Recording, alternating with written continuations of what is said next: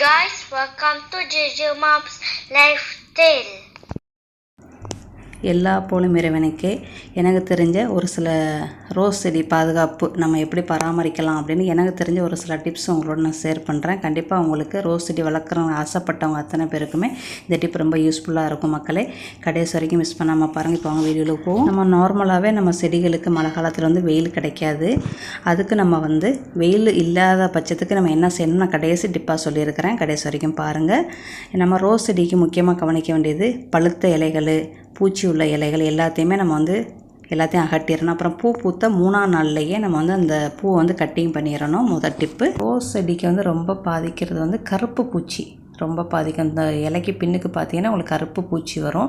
அது இல்லாமல் நீங்கள் பார்த்துக்கணும். அது இருந்துச்சோம்னா நீங்கள் உடனே கிள்ளிடுங்க. இல்லைன்னா எல்லா செடியிலையுமே தொற்று நோய் மாதிரி பரவிடும்.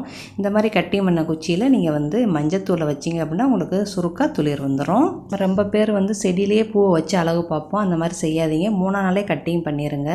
நான் இயற்கையாகவே 3 நாள் கட்டிங் பண்ணிடுவேன். அப்புறம் நான் ரோஸ் செடிக்கு நான் என்னென்ன லிக்யூட் கொடுக்குறேன்னு உங்களுக்கு ஷார்ட்டாக நான் சொல்லியிருக்கிறேன் இந்த வீடியோவில். நான் விரிவான வீடியோவும் நான் உங்களுக்கு போட்டிருக்கிறேன். அந்த லிங்க் கீழே கொடுக்குறேன். அதையும் போய் பாருங்கள். நோய் தாக்கம் வராமல் இருக்கிறதுக்கு நீங்கள் வேப்பலை பொடி, அது கொஞ்சோண்டு பூண்டு, இஞ்சி தோல், ஊற வச்ச தண்ணி எல்லாத்தையும் கலந்து ஸ்ப்ரே பண்ணி நீங்கள் விடலாம்.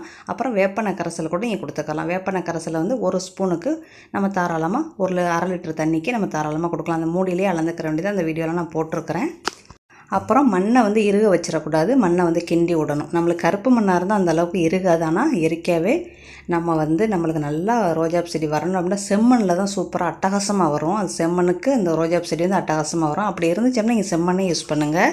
அப்புறம் நம்ம ரோஜா செடி மழை காலத்தில் எதிர்கொள்கிறது இந்த மாதிரி கருப்படிச்சிரும். அதோட தண்டு ஃபுல்லாக எல்லாமே கருப்படிச்சிரும். அப்படியே விட்டோம் அப்படின்னா நம்ம செடி செத்து போயிடும். அதுக்கு ஒரு சின்ன டிஃபரன்ஸ். பூண்டு, இஞ்சி இதெல்லாம் உரிப்போம். அந்த தண்ணியை லிக்யூட்டாக கொடுங்க. அப்புறம் வெங்காயம், பூண்டு உரிக்கிற தண்ணியை 1 நாளைக்கு ஊற வச்சு 1 மடங்குக்கு 4 மடங்கு தண்ணி விட்டு லிக்யூட்டாக கொடுங்க. அப்புறம் எப்சம் சால்ட்டை நல்லா தண்ணிக்குள்ளே ஊற வச்சு கொடுங்க. இது நாட்டு ரோஜா. மழை, புயல் எல்லாத்துக்குமே தாங்கும். ஏன்னா இந்த ரகம் இந்த மாதிரி உள்ளது. எல்லாத்துக்குமே இது நல்லா தாங்கும். கவனிக்கவே வேண்டியதில்லை. இது கொடி ரோஸு. கொடி ரோஸு எப்படின்னா 7 இலை இதுக்கு இருக்கும். நார்மலாகவே 7 இலை இருக்கும். அதை நம்ம கட்டிங் பண்ணி விட்டோம் அப்படின்னா நம்ம திரும்ப 7 இலை தான். எனக்கு 2 கொடி ரோஸ் வச்சுருக்கேன். ரெண்டுமே எனக்கு அப்படி தவிர நான் ரொம்ப காலமாக வச்சுக்கிட்டு இருக்கிறேன். அந்த கொடி ரோஸுங்க நல்லா கொத்தாக பூக்கும் ஃப்ரெண்ட்ஸ். நல்லா பூச்செண்டு எப்படி இருக்கும் அப்படி இருக்கும். நம்ம 7 இலை இருக்குன்னு வெட்டி விட்டோம்னா செடி செத்து போயிடும். அதை நம்ம பார்த்துக்கிறணும். 7 இலை இருக்கும். நம்ம பூக்கிற டைம் வரும்போது அது கரெக்டாக 5 இலை அப்புறம் 3 இலை முட்டு வந்துடும். இயற்கையே இந்த கொடி ரோஸ்க்கு 7 இலை தான் இருக்குது. அதை நம்ம வெட்டி விட்டோம் அப்படின்னா செடி ரொம்ப குண்டி போயிடுது. கொடியாக போகிறதுனால இது 7 இலை இருக்குதுன்னு நினைக்கிறேன். அது எப்படின்னு எனக்கு தெரியல. ஆனால் முட்பூ வருது. 7 இலைக்கு மேலே தான் இந்த பூ இருக்குது ஃப்ரெண்ட்ஸ். இது இன்னொரு கொடி ரோஸ். அது பிங்கும் வெள்ளையும் கலந்தது. இது வெறும் வெள்ளை. இதில் ஒரு கொத்துக்கு நிறையலாம் இருக்காது. 3லேருந்து 4 பூ இருக்கும். இப்போ பாருங்கள் எல்லாமே நல்லா நல்லா புதுசாக துளிர் வந்திருக்கு. மழை, தண்ணி, வெயில் எல்லாத்துக்குமே இது வெளியே தான் கிடக்கு. பராமரிப்பு ரொம்ப குறவு ஃப்ரெண்ட்ஸ். இந்த செடிக்கு பூச்சி மருந்து நான் அடித்ததே இல்லை. ரொம்ப பராமரிக்கலாம் மாட்டேன். எல்லாத்துக்குமே தாங்கும். இது பூவும் நல்லா வாசமாக இருக்கும். நல்லா ஒரு பூச்செண்டு மாதிரி பூக்கும்போது அது பார்க்கவே அப்படியே நல்லாயிருக்கும். நம்ம செடி முத்த நம்மளுக்கு பூக்கள் நல்லா நிறையா வரும். ஒரு கொத்துலேயும் அப்படி கொத்தாக வரும் ஃப்ரெண்ட்ஸ். ஒரு 10-15 கூட ஒரு இதில் இருக்கும். இப்போ எல்லாம் பாருங்கள் நல்லா அழகாக துளிர் வந்திருக்குது. இது பராமரிப்பு ரொம்ப குறவு. ஏன்னா இப்படி கொடியாக போகும். இடம் வசதி இருக்கிறவங்க இப்படி கொடி ரோஸ் வச்சுக்கிறலாம்.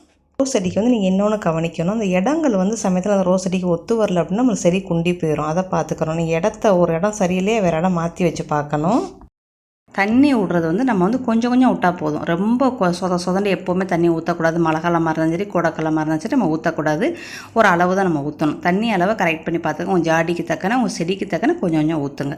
சரியா? இது நம்ம கண்டிப்பாக ஃபாலோ பண்ணணும் எல்லாருமே. நம்ம டைரெக்டாக ரோஸ் செடிகளுக்கு உரம் கொடுக்குறத விட லிக்யூட்டாக கொடுத்துட்டிங்கன்னா உங்களுக்கு நல்லா சூப்பராக ஒரு கொட்டாகுது ஃப்ரெண்ட்ஸ். செடிகளுக்கு மழை காலத்தில் வெயிலே இல்லை அப்படிங்கிற பட்சத்தில் ஒரு ஐடியா ஒன்று கடைசி டிப்பில் சொல்லியிருக்கிறேன். அதை செஞ்சு பாருங்கள். இப்போ வாங்க நம்ம உரம் எப்படி கொடுக்கலான்னு பார்ப்போம். நான் டீட்டெயிலாக எல்லா வீடியோவுமே போட்டிருக்கிறேன். இப்போ ஷார்ட்டாக சொல்கிறேன். அரிசியை 1 கப்பு அரிசியை நல்லா ஊற வச்சு நல்லா பிளெண்டர் பண்ணி நல்லா அரைச்சி அந்த லிக்யூட்டை கொடுங்க. உங்கள் கண்டுக்கு ரொம்ப நல்லது. அப்புறம் காஃபியை நல்லா அவிச்சு கொஞ்சமாக காஃபி திக்கு கோப்பி எடுத்து தண்ணி ஊற்றி கலந்து உங்கள் செடியை கொடுங்க, ரொம்ப நல்லது. அப்புறம் வெஜ்ஜு கட்டிங்கெல்லாம் இருக்கும், அதெல்லாம் ஊற வச்சு மறுநாளைக்கு நீங்கள் அதை கொடுங்க, உங்களுக்கு நல்லது. இது வந்து தேங்காய் பூ, எலுமிச்சங்காய், வேப்பலை எல்லாம் போட்டால் ஒரு உருண்டை வச்சா போதும். அது உங்கள் ரோஸ் செடி நல்லா செழிப்பாக நல்லா வரும். ரோஸ்க்கு மட்டும் இல்லை, மற்ற செடிகளுக்கும் வரும். அப்புறம் வாழைப்பழம் தோல் அதை ஊற வச்சு லிக்விடாக கொடுங்க. அது 3 நாள் ஊறணும்.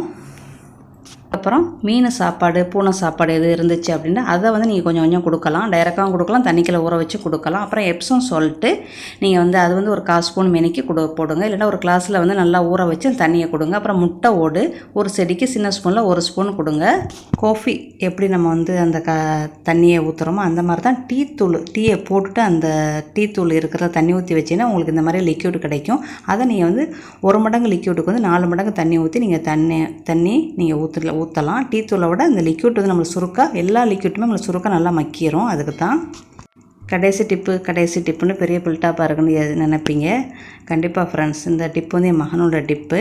இது எப்படின்னா நம்மளுக்கு வந்து பகல் மூச்சோடு மழை பெய்யுது, ராத்திரியில் வெயில் வராது, அதுக்கு நம்ம என்ன செய்யணும் அப்படிங்கிற ஒரு டிப்பு தான். நம்ம வந்து ரோஸ் செடியை வந்து ஒரு இடத்துல எல்லாத்துலேயும் வச்சு அந்த இடத்துல வந்து ஒரு மஞ்சள் பல்புல மாட்டி விட்டுறணும். மாட்டி விட்டு அந்த மஞ்சள் பல்பு வந்து அந்த செடியில் பட்டுச்சு அப்படின்னா சூரிய ஒளி அந்த செடிக்கு கிடைக்கும். அப்போ அந்த சூரிய ஒளி இல்லாத நேரத்தில் நம்ம இந்த மாதிரி மஞ்சள் பல்பை தட்டி விட்டோம்னா அந்த செடிக்கு உள்ள அந்த சூரிய ஒளியோட மினரல் வந்து அந்த பல்பு வந்து கொடுக்கும். இந்த டிப் வந்து என் மகன் சொன்னது. கண்டிப்பாக நீங்கள் அப்படி உங்களுக்கு இட வசதி, பொருள் வசதி இருந்துச்சு அப்படின்னா நீங்கள் வந்து இந்த ரோஸ் செடியை காப்பாற்றணும்னு நினச்சிங்க அப்படின்னா நீங்கள் கண்டிப்பாக இந்த டிப்பை ஃபாலோ பண்ணுங்கள் ஃப்ரெண்ட்ஸ். சூரிய ஒளியை நம்மளுக்கு தேவையில்லை மழை காலத்தில், நம்ம இப்படி நம்ம வந்து செஞ்சுக்கலாம் ஃப்ரெண்ட்ஸ். அடுத்த வீடியோவில் சந்திக்கலாம். தேங்க்யூ ஃபார் வாட்சிங். பாய், see you.